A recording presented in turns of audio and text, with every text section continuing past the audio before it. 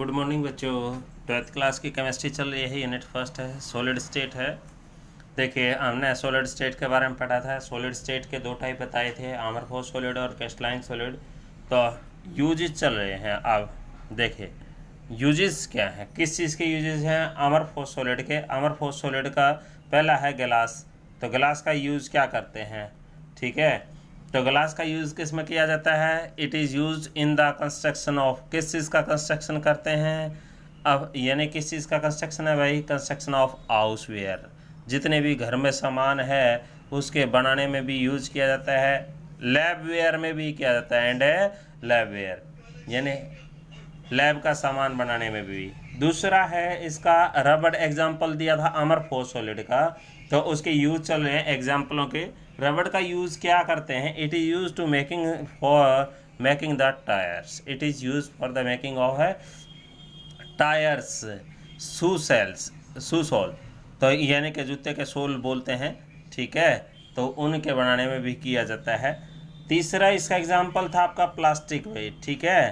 Plastic, तो plastic का use आपको याद है ही, it is use for making of, किस चीज़ को मेकिंग बनाने के लिए? आर्टिकल, ठीक है।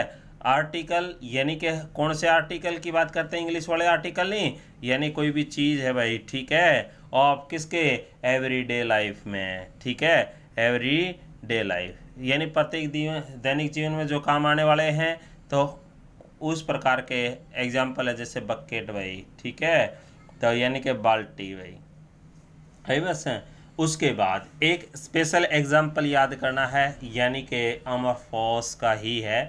तो अमरफॉस सिलिका बोलते हैं। ये किसके एग्जाम्पल है? सारे ग्लास, रबड़, प्लास्टिक और अमरफॉस सिलिका जो है वो अमरफॉस सॉलिड के एग्जाम्पल हैं। सिलिका का जनरल फार्मूला SiO2। तो इसका यूज कहाँ करते हैं? यूज फॉर, किस लिए यूज करते हैं? यूज फॉर कन्वर्टिंग ऑफ, किस चीज़ को कन्वर्ट करते हैं? कन्वर्टिंग ऑफ सनलाइट, सनलाइट को, ठीक है। Converting the sunlight into electricity, यानी कि सीधी सी बात आ गई, किस में? जो सोलर पैनल होता है उसके अंदर यूज़ किया जाता है। तो दूसरा नाम क्या है सेल का? फोटो वोल्टेइक सेल, ठीक है। वोल्टेइक सेल, तो याद रखोगे फोटोवोल्टेइक सेल में यूज़ किया जाता है, ठीक है। उसके बाद अपना टॉपिक चल पड़ा टाइप्स ऑफ, किस चीज़ के टाइप्स हैं भाई? Types of crystalline solid. Crystalline solid के टाइप क्या क्या हैं? तो जनरली हमने पढ़ा था क्रिस्टलाइन सॉलिड कितने प्रकार का होता है? 4 प्रकार का भाई, ठीक है। कितने टाइप्स का है? 4 टाइप्स का, ठीक है। तो किसके आधार पर? On the basis of constituent particle. क्या है? On the basis of constituent particle, यानी कि उसमें कौन कौन से पार्टिकल? कॉन्स्टिट्यूएंट पार्टिकल, तो कॉन्स्टिट्यूएंट पार्टिकल के ऊपर डिपेंड करता है, ठीक है।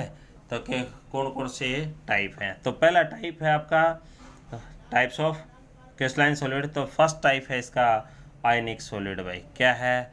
आयनिक सॉलिड। अब आपको पढ़ा है, 9th में भी आया था, 10th में भी आया था, 11th में भी। Ionic solid are formed by the combination of constituent ions यानी that is cation and anion, ठीक है। तो द कह सकते हैं in this solid, in this crystalline solid कह सकते हैं क्रिस्टलाइन सॉलिड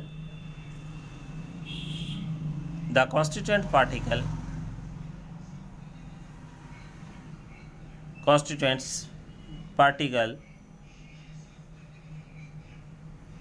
और आयंस कह सकते हैं। कौन कौन से ions? That is cation and anion, cation and anion, ठीक है। तो ये कॉन्स्टिट्यूएंट पार्टिकल्स हो सकते हैं।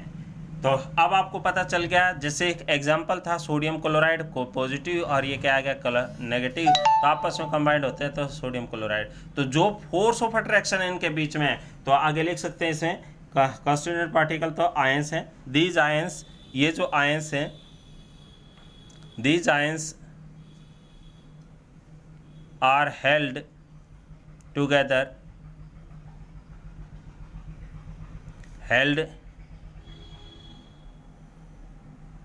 together by strong electrostatic force of attraction या कोलम्बिक फोर्स ऑफ अट्रैक्शन बोल सकते हैं, ठीक है, कोलम्बिक फोर्स ऑफ अट्रैक्शन, तो वो भी याद रखना है आपने, ठीक है। फोर्सेस दैट इज क्या कह सकते हैं इसको, electrostatic force of attraction, electrostatic force of attraction.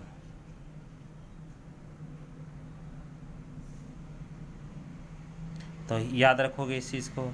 जब इतना स्ट्रॉन्ग फोर्स ऑफ अट्रैक्शन है तो इसका इनकी सारी प्रॉपर्टी आई होंगी। प्रॉपर्टी देखो, कैरेक्टरिस्टिक्स की बात करते हैं।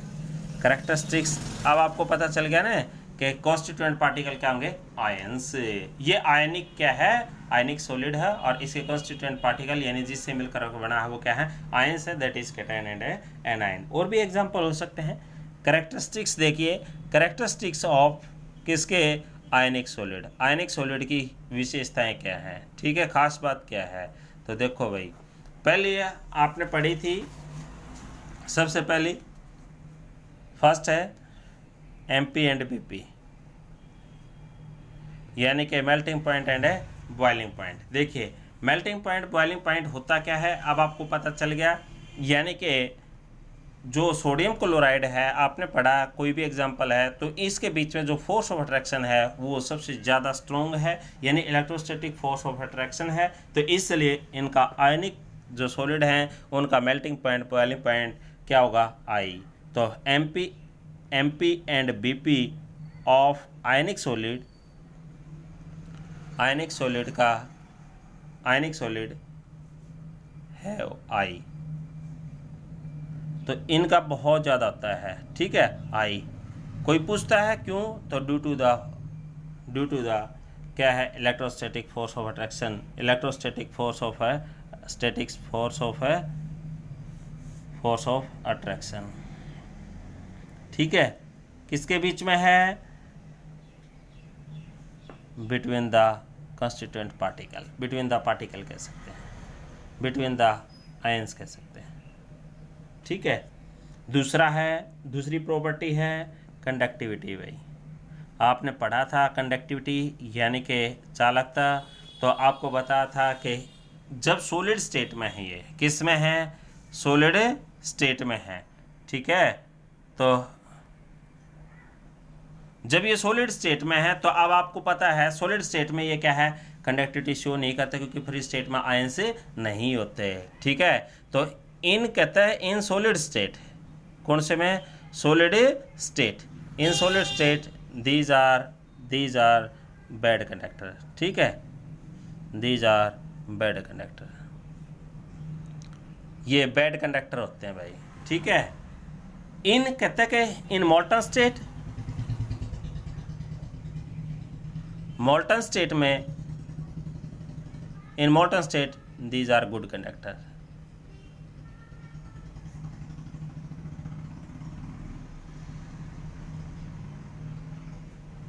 ऑफ इलेक्ट्रिसिटी, यानी विद्युत के अच्छे चालक होते हैं मोल्टन स्टेट में, ठीक है। तीसरी है इसकी प्रॉपर्टी कैरेक्टरिस्टिक्स, सोल्युबिलिटी। भाई सोल्युबिलिटी, अब आपने पढ़ा है कि जो साल्ट है वो ज़्यादा घुलनशील है किसमें, वाटर में। तो इसका मतलब पोलर होता है वाटर, और ये भी पोलर ही है यानी आयनिक ही है। तो कह सकते हैं दीज, कौन, आयनिक सॉलिड, ठीक है, दीज आर सोल्यूएबल इन, किसके अंदर सोल्यूएबल है, इन पोलर सॉल्वेंट कह सकते हैं, ठीक है, पोलर सॉल्वेंट जैसे वाटर है, ठीक है। बट लेकिन किस में इनसोल्यूएबल है, इनसोल्यूएबल इन, किस में इनसोल्यूएबल होंगे, इन नॉन पोलर सॉल्वेंट। भाई नॉन पोलर सॉल्वेंट, तो ये भी याद रखना है आपने, ठीक है। उसके बाद एक प्रॉपर्टी और है इसकी, हार्ड एंड ब्रिटल। देखो भाई, हार्ड तो होते हैं ही हैं, लेकिन चोट मारने पर ये टूट जाते हैं, तो इसलिए इनको क्या कहते हैं, ब्रिटल कहते हैं, नहीं तो मेलिएबल होना चाहिए था।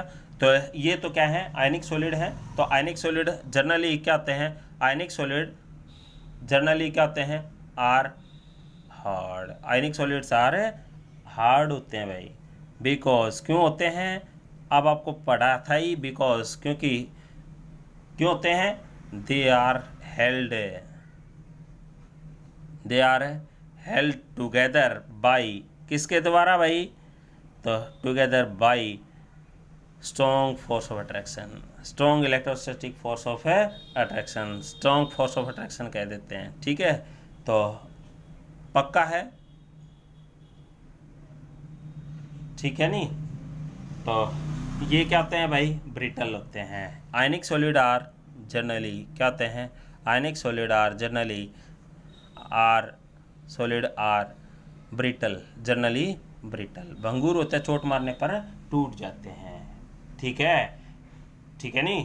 तो उसके बाद क्योंकि 4 टाइप का क्रिस्टलाइन सॉलिड बताया था, एक टाइप का आपका कंप्लीट हो गया। उसके बाद अगला है मॉलिक्यूलर सॉलिड, कल पढ़ेंगे।